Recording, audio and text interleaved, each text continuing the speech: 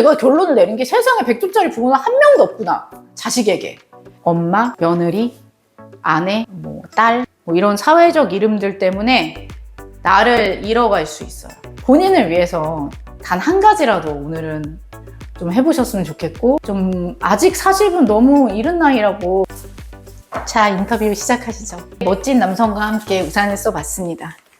어머님들 마음이 적적하실까봐 김 실장이 특별히 자기 취향에 맞는 서양 남자를 배경으로 데려왔습니다. 네. 어떻게 마음에 드시나요? 마음에 드시는지 댓글 달아주셔야 저희가 더 멋진 분을 초대할 수 있습니다. 네. 오늘은 그냥이즘에서 40대까지 안 하면 후회하는 것에 대해서 얘기를 해보도록 하겠습니다. 첫 번째 질문입니다. 많은 도전 중 가장 기억에 남는 것은 무엇인가요? 제가 지금 이렇게 사업을 좀 왕성하게 하고 있으니까 사람들은 이제 사업에 대한 도전이 되게 기억에 남을 거다라고 생각을 하실 텐데, 전 사실 이제 유배를 다녀왔거든요. 스스로를 가두고 3년 동안 칩거했던 경험이 있는데, 제가 여기 이제 사업을 더 확장하기 이전에 갑자기 어느 날 전원주택을 구입해서 그곳에서 가족들과 함께 한 3년 동안 잘 안 움직였던 것 같아요. 거의 택배만 받아먹은 것 같은데, 그렇게 생활을 한 시절이 있었고, 여기 띄워주시나요? 저희 집? 제 유배지.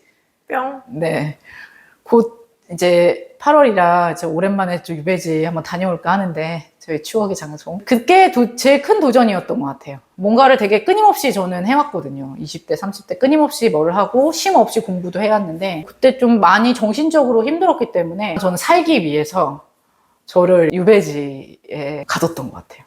가둬서 그때 나의 내면하고 정말 쉼 없이 대화를 했던 것 같아요. 네. 그렇고 다시 이제 살아났죠. 3년 동안 칩거 생활을 하시다가 지금 다시 왕성하게 사업 활동을 하고 계신데, 어떤 일이 있었길래 다시 그렇게 힘든 부분을 극복하게 되셨나요? 주변의 분들 중에 이제 전원 생활을 하다 보니까 60대, 70대이시는 분들이 되게 많았어요. 나 이제 같이 이렇게 비 온 날이었죠. 저희 집에서 제가 요리도 잘 못하는데 또 제가 또 의기양양한 김치전을 부친다고 김치전을 부쳐가지고 또 동네 사람들이 이렇게 오셨어요. 근데 거기 있는 전원 생활 하시는 분들이 조금 그래도 은퇴 후에 좀 되게 안정적인 생활을 하고 계신 분들이거든요. 자식도 막 3, 4씩 다 왕성하게 키우고, 그 다음에 다 경찰 고위공무원으로 퇴임을 하셨거나, 다 이렇게 좀, 다 은행의 지사장이셨거나, 막 이런 분들이신데, 술을 먹다가 그런 얘기를 하시더라고요. 아, 나는 우리 양 선생님 나이 정도로만 돌아갈 수 있으면, 아니, 난 그건 바라지도 않아. 50만 됐어도 진짜 마음껏 살 것 같아. 라는 얘기를 하시더라고요. 지금 마음대로 더 해볼 것 같아. 라는 얘기를 하셨어요. 그때는 이제 그게 무슨 소릴까? 왜냐면 어른들이 보통 그런 얘기 많이 하잖아요. 70대이신 분들은 내가 60으로만 돌아갈 수 있으면, 60대이신 분들은 내가 50만 되면, 50이신 분들은 40만 되면 이렇게 얘기하고, 저도 사실 요즘 이제 직원들한테 하는 말이 내가 20, 30대였으면 막 이런 얘기를 하거든요. 사실 나이를 먹으면 사실 그 사람의 열정과 젊음을 가장 부러워하게 돼요. 그 돈보다. 근데 이제 지금 와서 보니까 그런 생각이 드는 거고, 그분이 제가 봤을 때는 고위 공무원으로 되게 오랫동안 일하시다 퇴임을 하셨고 자식도 넷을 다 장성을 시키셨는데 왜 아직도 후회가 될까? 왜 그렇게 했을까라는 생각을 해봤을 때, 아, 내가 60이 됐을 때 후회가 안 되려면 지금 또 무언가를 해야겠다라는 생각이 서서히 들었던 것 같아요. 서서히. 그분들을 보면서 내가 마치 다시 태어난 것처럼. 그래서 제가 생각했을 때 10대에 저는 되게 발랄했거든요.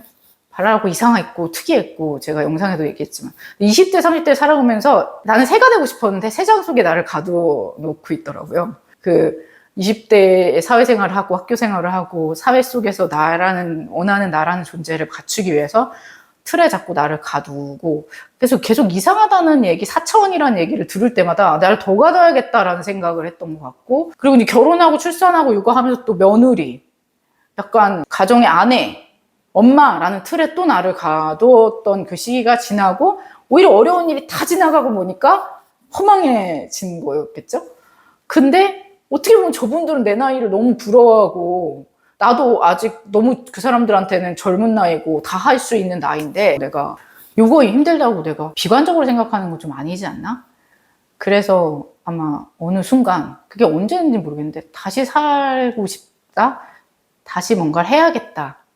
마치 다시 태어난 것처럼 그래서 마치 어린애가 걸음을 떼듯 무엇을 하고 싶은가를 나에 대해서 생각을 했던 것 같아요. 내가 무엇을 하고 싶었고, 내가 10대 때 무엇이 되고 싶었고, 그 생각을 그제서야 한 것 같아요. 그래서 그 공간이 저한테는 되게 따뜻하고 그랬던 공간이 된 생각입니다. 40대에 도전이 두려운 이유는 일단 내가 하던 일을 좀 그만둔 지가 오래됐거나 경력이 단절됐거나 아이를 키우느라고, 두 번째는 내가 나가서 일을 했을 때 가족과 아이에게 피해를 줄 것 같거나, 세 번째, 이게 사실 제일 강한 것 같거든요, 제가 보기엔.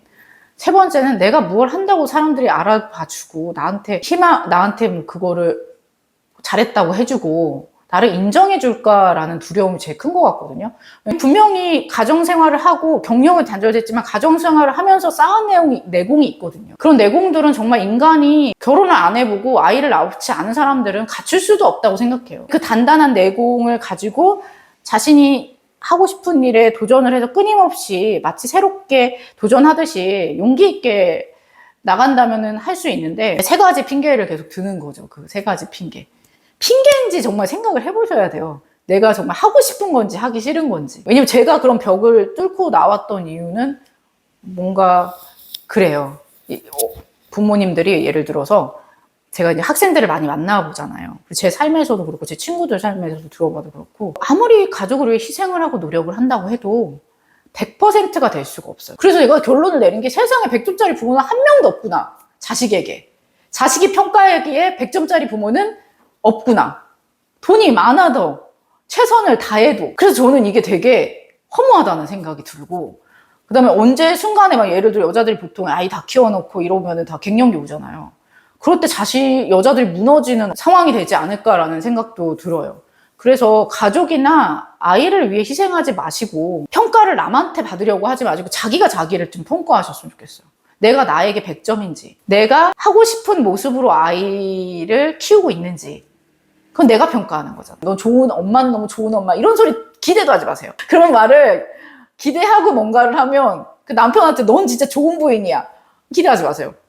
그러니까 내가 좋은 부인은 어떤 거라고 생각했으니까 내가 이런 행동을 한 거고, 나는 이렇게 한 거고, 또 나는 나의 삶을 위해 이렇게 한 거고. 그래서 저는 인생을 이렇게 쫙 쭉 살면 40대들이 그걸 한 번 더 생각해 봐야 될 것 같아. 나에게 내가 지금 몇 점짜리인가? 내가 평가하기에 나의 커리어는, 나의 외모는, 나의 엄마로서의 가치는, 부인으로서의 가치는, 나는 지금 내가 평가했을 때 몇 점인가? 저는 그게 빵점이었거든요. 사람들이 보통 60대가 돼서 그런 후회를 하는 것은 너무 자기 위주로 사는 게 아니라 너무 남을 위해서, 남에게 좋은 평가를 받기 위해서 살았기 때문에. 그러니까 제가 좋은 평가를 받지 않고 그냥 희생하는 건 괜찮아요. 그게 희생도 아니지. 그거는 내가 풍요로워지기 위해서 기부도 하고 뭐 여러 가지 일을 하는 거니까. 그건 대가를 바라지 않잖아요. 근데 자꾸 사람은 이렇게 좋은 평가를 받기 위해서 행동을 한다고 생각하면 좀 불행해지는 것 같고. 그래서 뭐 40대 여성도 있겠지만 30대는 뭐 여전히 도전을 하고 있겠지만 40대 여성들도 뭔가 생활의 안정이 왔다고 해서 이게 끝이다라는 생각은 안 드실 거예요. 그러니까 자신의 100세 인생을 위해서 또 50은 60은 어떻게 살아갈 것인가? 이런 생각을 좀 반드시 하셨으면 좋겠고, 그래야 나중에 자식도 장성을 하고 남편 간에도 약간 우정의 관계가 되잖아요. 그랬을 때 여성으로서 자신이 너무 멋있어야 되지 않을까. 잘 살았다. 그리고 적어도 실패를 했지언정 나는 해봤으니까 괜찮아. 라는 생각을 좀 하시지 않을까라는 생각이 듭니다. 사실은 이제 제가 이 영상을 찍게 된 그런 계기가, 예전에 문학 수업을 하다가 정말 유명한 시거든요. 아이들하고 이 시를 읽는데 공감하는 아이가 한 명도 없더라고요. 저 혼자 또 울었어. 저는 이제 수업하다가 많이 울거든요. 저는 마음이 너무 아팠던 시인데, 이 고정희 씨의 시인데 우리 동네 구자명 시라는 시입니다. 우리 동네 구자명 시. 맞벌이 부부 우리 동네 구자명 씨. 7달 된 아기 엄마 구자명 씨는 출근 버스에 오르기가 무섭게 아침 햇살 속에서 졸기 시작한다. 경기도 안산에서 서울 여의도까지 경적 소리에도 아랑곳 없이 옆으로 앞으로 꾸벅꾸벅 존다. 차창 밖으론 사계절이 흐르고 진달래 피고 밤꽃 흐드러져도 꼭 부처님처럼 졸고 있는 구자명씨.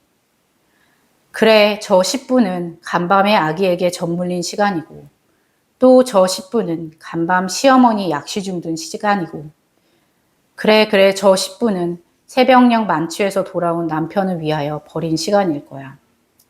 고단한 하루의 시작과 끝에서 잠 속에 흔들리는 펜지꽃의 아픔, 식탁에 놓인 안개꽃의 멍해, 그러나 부엌 문이 여닫히는 지붕마다 여자가 받쳐든 한 식구의 안식이 아무도 모르게 죽음의 잠을 향하여 거부의 화살을 당기고 있다.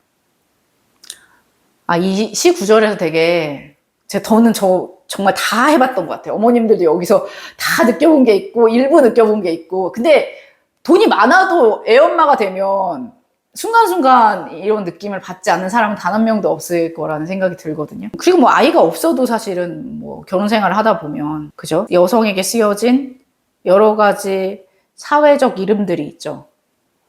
엄마, 며느리, 아내, 딸, 이런 사회적 이름들 때문에 나를 잃어갈 수 있어요.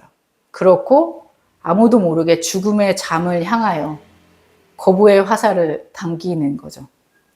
저는 거부의 화살을 당기러 서산을 떠났었는데, 네, 너무 지치지 않고, 그러니까 세상에 제가 근영이즘을 한 이유가 이제 근영이들을 응원하겠다라는 의미인데, 그러니까 저처럼 이렇게 뭔가 시련을 딛고 계속 앞으로 나아가는 여성들에 대해서 그들이 근영이라면 여기에 또 구자명 씨가 있네요. 그래서 구자명 씨가 사회를 향해서 어떤 삶의 희망을 좀 이야기할 수 있는. 근데 이렇게 피곤해도 사실은 나를 위해서 내가 뭔가 희망을 가지고 목표를 향해서 가는 건 덜 피곤하거든요. 근데 이런 맹목적인 어떤 삶의 고단함은 사람이 살 수 있는 희망을 놓게 하는 것 같아요. 그래서 여자가 바쳐든 한 식구의 안식이라는 부분도 되게 뭉클한데, 너무 견디지 마시고, 제가 늘 말씀드리는 얘기가 반성하지 말라고 말씀드리거든요. 인생이 짧은데 뭘 그렇게 반성을 하세요. 근데 너무 반성하지 마시고, 너무 견디지도 마시고, 본인을 위해서 단 한 가지라도 오늘은 좀 해보셨으면 좋겠고, 좀 아직 40은 너무 이른 나이라고 그 김미경 씨가 마흔 수업에서도 얘기하시잖아요. 60이나 70대가 보기엔 40은 어린 나이거든요. 물론 이제 20, 30대에 비해서 허리도 아프고 살도 많이 찌고 운동하는 거에 비해서 에너지도 많이 좀 그렇고 40대가 오니까 흰머리도 많이 생겨서 너무 짜증나는 순간이 많더라고요. 근데 그럼에도 불구하고 우리가 60이 되고 70이 됐을 때 참 잘 살았다, 좀 후회가 덜 된다 라는 삶을 위해서 우리가 조금 더 긍정적인, 희망적인 생각들을 하셔야 되지 않나 라는 생각이 들고, 출산과 육아를 두려워하지 않고 그것이 인생의 어떤 힘이 될 수 있는 시대가 되지 않을까 라는 생각으로 저는 오늘도 열심히 이제 촬영을 했습니다. 네, 그러니까 구독, 좋아요를 꼭 눌러주시면 저희가 좋은 컨텐츠를 통해서 좀 좋은 일을 할 수 있는 힘이 됩니다.